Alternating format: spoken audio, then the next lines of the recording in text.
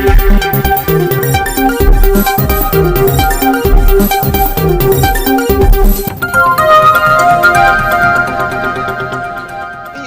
College welcome विजेता संघर्ष का परिणाम। तो उसका क्या परिणाम रहा है, इसके बारे में लेंगे खास जानकारी। आइए विस्तृत जानकारी के साथ। ये है वी सोच कॉलेज, और वी सोच कॉलेज के साथ आप देख सकते हैं ये वी सोच कॉलेज में हम आ चुके हैं और वी सोच कॉलेज सभी सुविधाओं से सर्जित वी सोच कॉलेज, जहाँ देख सकते हैं खास जानकारी के साथ देख रहिए। जी, हम आपका शुभ नाम जानना चाहेंगे। मैं डॉक्टर पूजा राजपुरोहित और मैं लेक्चरर हूँ बेसिकली, और आज मुझे यहाँ वी सोच कॉलेज में बुलाया गया है। तो मैं बहुत आभारी हूँ यहाँ की प्रिंसिपल मैडम वर्षा मैम की, और बहुत अच्छा लगा मुझे आज यहाँ आके, क्योंकि आज ये जो व्यंजन महोत्सव यहाँ पे मनाया गया है जी, यहाँ बहुत बच्चों ने पार्टिसिपेट किया है। करीब करीब 100 बच्चों ने यहाँ पे पार्टिसिपेट किया, और पार्टिसिपेशन मुझे लगता है कि ज़्यादा इम्पोर्टेंट होता है, बजाय कि आप पीछे रहें। पार्टिसिपेट करने से जितने भी स्टूडेंट्स हैं, मेरे ख्याल से सभी ने एक और एक नई चीज़ सीखी है।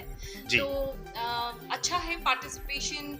मुझे लगता है कि यहाँ का जो स्टाफ है या मैनेजमेंट जो है वो इनको पूरा मोटिवेट करता है। तो वी सोच का धन्यवाद है कि इतने सारे स्टूडेंट को पार्टिसिपेशन में योगदान कराया। जी, तो लगता है कि आपने यहाँ जो है वी सोच का पूरा निरीक्षण कर लिया है। तो हम कुछ आगे चलते हैं और आपको ये जानना चाहते हैं आपसे कि जो होम साइंस है, जो व्यंजन महोत्सव आज जो मनाया गया है, और जो जिसको छोटे रूप में हम गृह विज्ञान बोलते हैं, तो इसके बारे में समाज के बारे में इसका क्या प्रभाव पड़ता है, और इसके मार्गदर्शन चलने में जो है समाज का उत्थान किस प्रकार से होता है, जरा विस्तार से।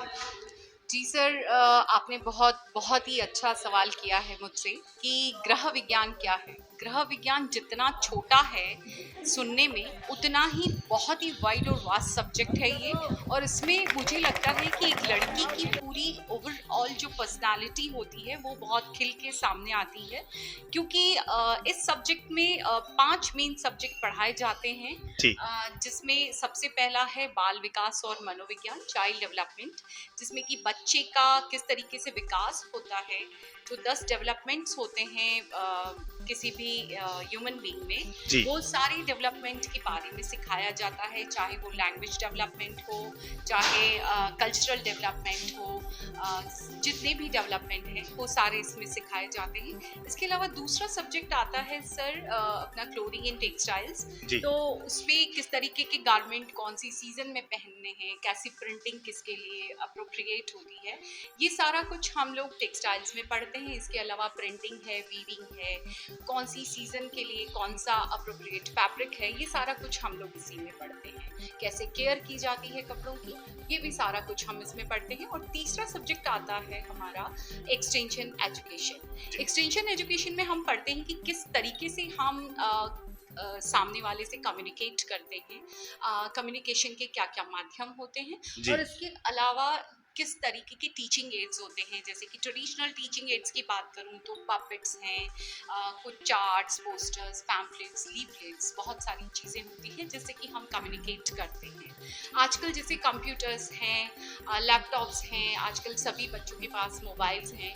दिस इज़ ऑल्सो कम्युनिकेशन के माध्यम है ये। जी, तो हम होम साइंस के बारे में बात करते हैं, छोटे रूप में हम जो गृह विज्ञान के बारे में बात करते हैं, इसके लिए भी जो है मनोविज्ञान आगे बढ़ चुका है।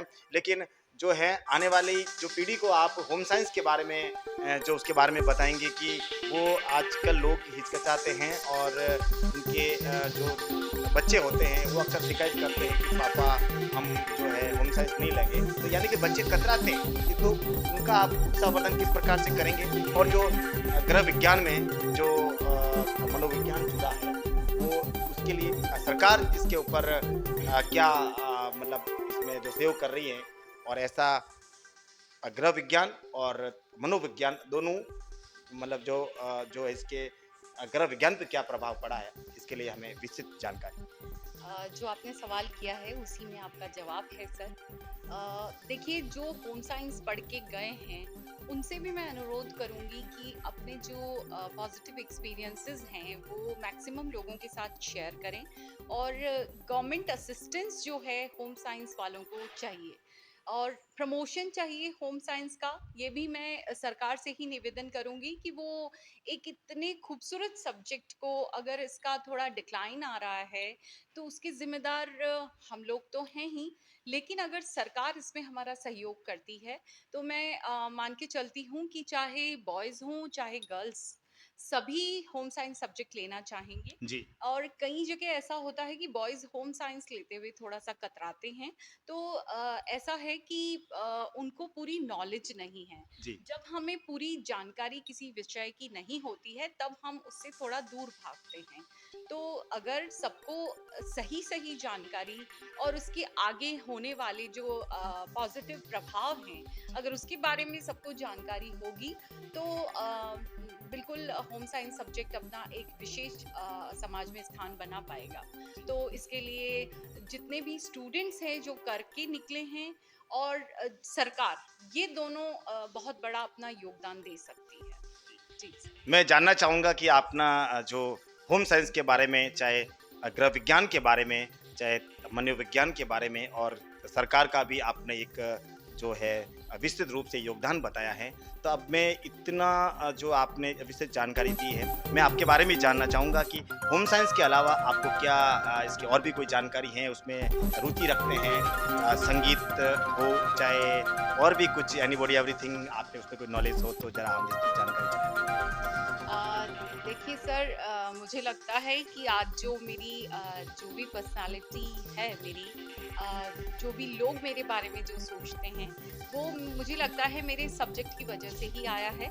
जी, क्योंकि मैंने सर अपनी जो है पीएचडी का विषय मेरा कशीदाकारी रहा है। जी, इसके अलावा मैंने अपना यूजीसी एक मेजर रिसर्च प्रोजेक्ट भी किया हुआ है, जो कि एम्ब्रॉयडरीज पे ही था, कशीदाकारी पे।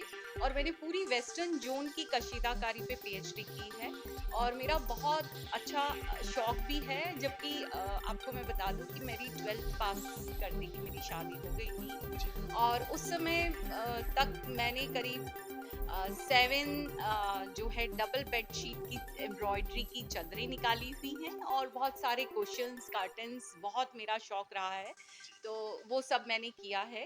और इसके अलावा लोग कहते हैं कि मैं अच्छा बोलती हूँ, तो मैंने एंकरिंग का शौक रखती हूँ मैं। जी, मेरी एंकरिंग की शुरुआत हमेशा एक कोट से होती है। और जब भी मैं वो कोट बोलती हूँ तो लोग दूर दूर से ही बोल देते हैं कि ये शायद पूजा ही कर रही है। वो कोट मैं आपको। जी, मैं कोड के बारे में जानना चाहूँगा। जी सर। तू करता वो है जी, जो तू चाहता है, जी, पर होता वो है जो मैं चाहता हूँ। तू कर वो जो मैं चाहता हूँ, फिर होगा वो जो तू चाहता है। जय श्री कृष्णा। जी। तो आपने अपनी जो है भावनाओं को रखते हुए अपने बारे में विस्तृत जानकारी दी। मैं एक और बात जानना चाहूँगा कि जो गृह विज्ञान, लगभग उसमें बालिका ज़्यादा दिखाई देती हैं, जबकि हमारी परंपरा रही होती है कि रसोई में जो है हमारी बालिकाएँ काम करती हैं, और फिर वो बालिका अपने दूसरे घर यानी कि ससुराल जाती हैं। मैं इसके बारे में ये मैं आपके बारे में ये जानना चाहूँगा कि जो घर पे बनाते हैं कुछ परंपरावादी जो हमारे यहाँ व्यंजन बनते हैं, और जो बाज़ार में भी मिलते हैं, मतलब जो घर में बनाने में कुछ जो है वो कतराते हैं, और बाहर से जो मंगवा कर, मतलब जो कभी-कभी अपने परिवार का भरण-पोषण करते हैं, और किस प्रकार से जो मिलावट जो हमें सुनने को मिलती है और जो देखने को भी मिलती, कभी-कभी हमें यहाँ चिकित्सालय में भी ये होता है कि ये खाने से इनको ये तकलीफ हो गई है।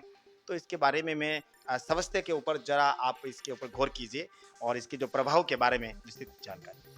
देखिए, इसमें बहुत छोटी सी बात है कि जब हम घर में बनाते हैं, तब हमारी इमोशंस उसमें जुड़े हुए होते हैं, हमारी भावनाएं जुड़ी हुई होती है। जी, एक माँ अपने बेटे के लिए बना रही है, एक पत्नी अपने हस्बैंड के लिए बना रही है, एक बहन अपने भाई माता पिता के लिए बना रही है। मेरे ख्याल से ये इतना आंसर में आप सब कुछ समझ गए होंगे कि हम लोग जो खाना बनाते हैं वो इमोशंस के साथ बनाते हैं, और जो बाहर खाना होता है वो नो डाउट बहुत डिलीशियस होता होगा, लेकिन उसमें इमोशंस नहीं होते हैं बिल्कुल भी। और दूसरा, आप मिलावट की बात कर रहे हैं तो बहुत सारे प्रिजर्वेटिव्स उसमें होते हैं, और वो उनका करना लाजमी भी है, क्योंकि इतनी सारी चीज़ें बनाना, क्योंकि एक इंसान के पास एक रेस्टोरेंट में 1000 चीज़ें होती है, तो वो 1000 चीज़ें सुबह तो वो नहीं बना सकता, उसने डेफिनेटली प्री प्रिपरेशन करके अपने फ्रीजर्स में रखी हुई होती हैं। तो वो अपने उनका अपना दायरा होता है, और एक जो लेडी बनाती है घर में, उसमें बहुत सारे इमोशंस जी। होते हैं। तो आप जो स्टूडेंट हैं उनको क्या कहना चाहेंगे कि होम साइंस पढ़कर वो आगे कहाँ तक जा सकते हैं, इसका स्टेज क्या है, इसके बारे में मैं जानना चाहता हूँ।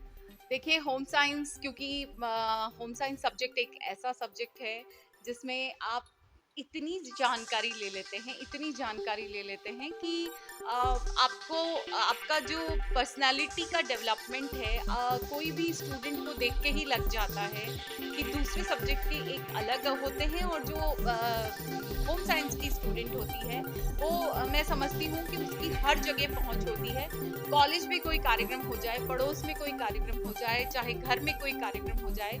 पूजा जो राजपुरोहित हमारे साथ थे और उन्होंने होम साइंस के बारे में, मनोविज्ञान के बारे में और होम साइंस के जो सब्जेक्ट को लेकर उसने नैतिकता पर विशेष चर्चा की है। आप देखते रहिए द बास्टर टाइम्स, आपका शहर आपकी खबर। मैं हूं ओम प्रकाश, ऐसी किसी खबर को लेकर फिर होंगे हाजिर। तब तक नमस्कार। डॉक्टर पूजा राजपुरोहित। देखते रहिए खास खबर।